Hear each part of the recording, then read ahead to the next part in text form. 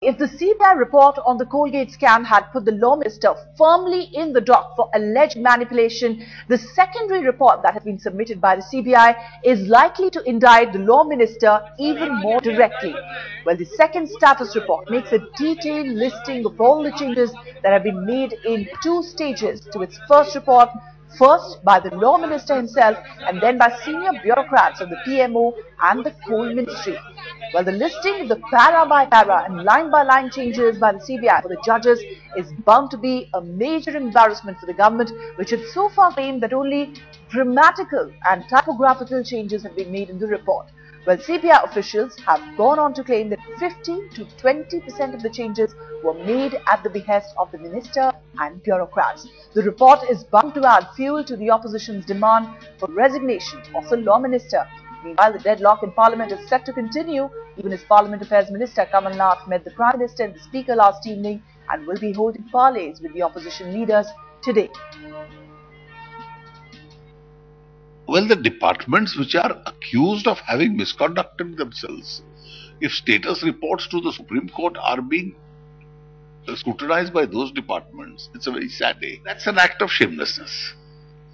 That you've been caught red-handed, the CBI affidavit indicts you, and still you say we are not going to take responsibility. The resignation for what?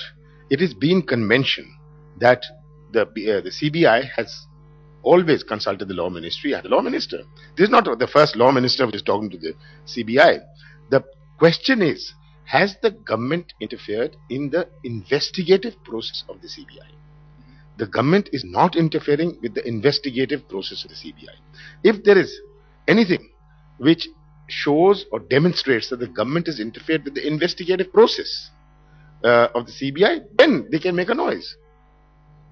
Headlines Today's Associate Editor Atir Khan is joining us on the phone line. Atir, these submissions by the CBI are really significant because it lists the changes offered by the government and this in fact will throw more light whether the government had only dotted the I's and crossed the T's as they have claimed or they went beyond that.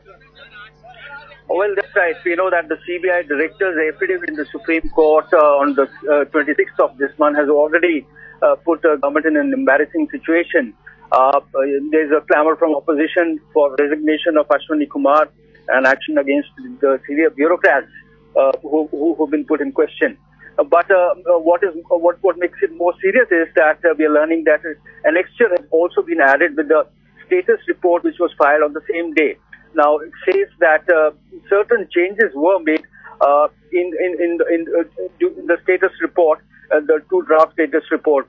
So, that is sure that the changes were made, but whether these changes amount to influencing the entire investigation in 10 cases or not, that is the call the Supreme Court is going to take tomorrow when the case comes up for hearing. Atir Khan, thank you very much for joining us. So, of course, the task of Supreme Court certainly would have been made easy with these annexures that have been submitted by the CBI to actually ascertain whether there was some sort of executive interference as far as Colgate probe report is concerned.